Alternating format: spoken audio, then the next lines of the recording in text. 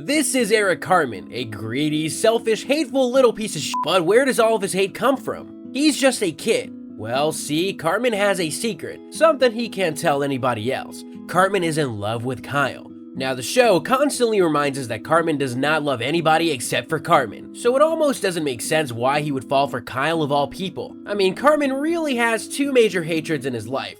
He hates Jewish people and redheads, or ginger people. Now, don't get me wrong, this little brat is extremely prejudiced to just about everybody. But redheaded Jews, he gets especially triggered. It just so happens that Kyle is a red-haired Jew. So Cartman hates Kyle, right? Wrong. See, Cartman is like all kids his age. He's a damn idiot. He has no way of communicating how he feels unless he's being antagonistic, or bullying, or mocking, or killing my pet kitten when my mom. Cartman is a jerk, that's the point. But he can't accept his gayness because when you're his age, a lot of kids don't understand it. Even he doesn't understand it, but it's pretty clear. During the 3-part Imagination Land arc, Cartman has just one goal. He wants Kyle to suck on his balls. Okay, I should probably give more context to that. The first episode begins with Cartman leading the kids through a forest looking for a leprechaun. See, Cartman and Kyle made a bet that if Cartman could prove leprechauns exist, then Kyle will suck his balls. If not, Cartman owes him $10. Well, they do find a leprechaun who claims to be sent to warn of a terrorist attack. And Cartman now demands that Kyle, do the business. But Kyle changes the topic, and over the next few days, he's still convinced they're not real. The boys are eventually brought by a strange man to a place called Imagination Land, where all beings created by human imagination live. But Kyle is still dealing with the terrorist threat, and Cartman is just pissed. They had a deal, so Cartman takes Kyle to court, believing that the judge will order him, by law, to suck on his danglers. Because they sign a contract, the judge agrees. And by the end of the first episode, Kyle is about to do it. He accepts his fate, but then the US military storms in and arrests everyone for questioning about Imagination Land. And Cartman is angrier than ever, vowing, "Make no mistake, Kyle, before this is over, you will suck my b****." From there, it all escalates. Cartman breaks into the Pentagon and revives a near-death Kyle, waiting for him to wake up from the coma purely so he can eat his nuts. That is literally Cartman's only goal through these 3 episodes. He just wants some intimate time with his crush. The closest he gets to it happening is making clones of themselves in Imagination Land and forcing them to do it. And you know what? That's enough to get him there, man. But see, it almost doesn't make sense. If Cartman is so violently racist and hateful towards red-haired Jews, why would he ever love Kyle? See, Kyle is everything Cartman isn't. He comes from a reasonably wealthy family, has 2 loving parents with good jobs, a good relationship with his brother, people to talk to. Cartman has none of that. Cartman comes from one of the poorest families in town. His mother is making the most out of the OnlyFans boom, I imagine. He has no siblings and nobody to talk to. He's jealous of Kyle, and that just makes his love of Kyle even harder to deal with. But he does love Kyle. He can't live without Kyle. Look at the episode Smug Alert. The episode opens with Kyle's dad buying a hybrid car. He loves it so much, he tries to convert everyone in town to get one.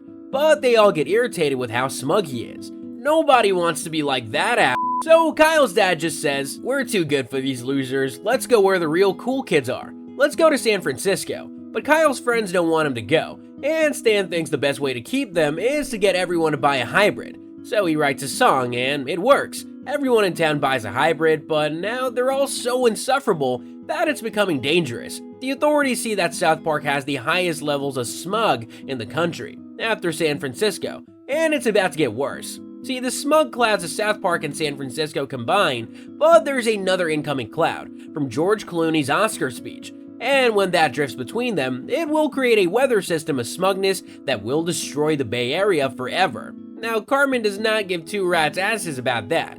He's just bored. He's been abusing Butters, and it's just not as fun when it's a blonde-haired white dude.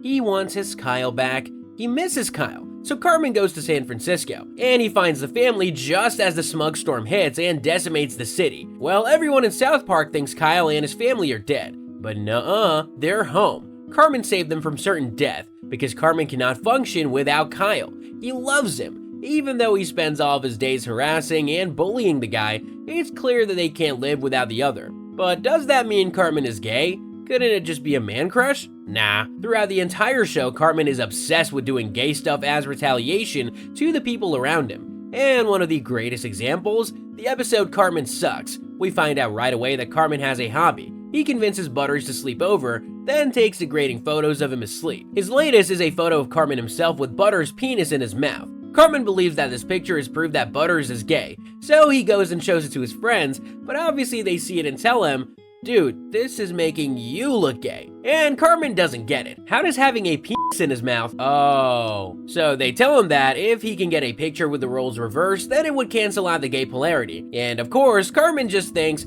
yeah. So Cartman goes to Butters' house, he tricks Butters into blindfolding himself, gets him to open his mouth, but before anything can happen, Butters' dad walks in. So now Cartman runs. He doesn't want anyone thinking he likes boys. But of course, Butters has no idea what's going on, and his dad thinks that Butters is bi-curious. Yup, so Butters goes to a Christian conversion therapy camp for confused boys. But Cartman back at home has realized that the boys were tricking him. So he throws away the picture with Butters' wiener in his mouth, believing that this is the end of it. But Stan, Kyle, and Kenny saw the picture. They blackmail him. Be nice to us or we'll tell everybody. Cartman can't have that. He refuses. He decides he's gonna get revenge by photoshopping the picture, so it's Kyle with his mouth full. But he can't find the picture. Kyle must have it, for show and tell. But Kyle has no idea what he's talking about. When show and tell comes around, Cartman presents the photo before anyone else can, claiming that it's an artistic statement against the war in Iraq. While everyone is horrified, Mr. Mackey interrupts the class to inform Cartman that his mother found the photo under his desk at home. Damn. The episode pretty clearly highlights that all of Cartman's natural instincts are kind of fruity. Not only did he willingly, kiss Butter on his flagpole, but he was also planning on photoshopping Kyle into the photo, which may be a subconscious thing, because deep down, Cartman clearly wants to be with Kyle. Even his lies lean that way. There's an episode called Cartman Finds Love, which introduces a new transfer student to South Park Elementary. Nicole is a young black girl, and naturally, Cartman's racist tendencies lead him to believe that she and Token will pair up. Token disagrees, but Cartman can take a hint. He thinks Token is shy, he will be a matchmaker. The only problem, Nicole likes Kyle. Cartman's natural instinct is to tell her that Kyle is gay, and in a committed relationship with him. See, even Cartman's lies come back to him and Kyle doing guy stuff. He locks Token and Nicole in the boys' locker room overnight, allowing a relationship to form between them. And with the help of an imaginary being he calls Cupid Me, he starts manipulating them to strengthen their relationship. But now Kyle has fallen for Nicole, and then he discovers he's in a gay relationship with the worst freaking person he knows. Yet Cartman says that Token and Nicole deserve to be together. They're both black. Kyle rejects that explanation, but Cartman continues, leaving a bear on Nicole's bed with a dog tag reading, "'Cause blacks belong together." Believing it's from Token, Nicole breaks up with him. Cartman is furious that Cupid Me would mess up so badly, and beats his imaginary self up with a baseball bat. Now Nicole and Kyle will be together, and Cartman hates it. After learning that Kyle and Nicole have gone to Denver for an NBA game, he interrupts, his ugly face appearing on the Jumbotron. Cartman begs for couples to recognize the importance of perseverance and insisting that society should not dictate who they're with, framing it as him asking Kyle not to give up on their relationship. Nicole and Token are moved by it, spotting one another in the crowds. And as Cartman sings a love song to Kyle, Kyle leaves to reveal Cartman's plan to Nicole. But Nicole and Token make up and decide to commit to a relationship, ignoring what anybody else may think of them. Cupid Me appears to Cartman, telling him that he has found someone for Cartman, the poster child for Halitosis Kids, an organization for kids with morbidly bad breath. Cartman curses Cupid Me while trying to run away from the girl, because the truth is, Cartman doesn't want a girl. There are so many episodes we haven't even touched on. The Tourette's episode where he can't stop saying he touched with his cousin, or the episode Raising the Bar where Cartman keeps complimenting Kyle's body and perky boobs. He even speaks German at one point, and when translated, it's all sexual remarks about Kyle's body. Cartman is in love with Kyle, whether he wants to be or not, and he is constantly, unthinkingly admitting it every single time they interact.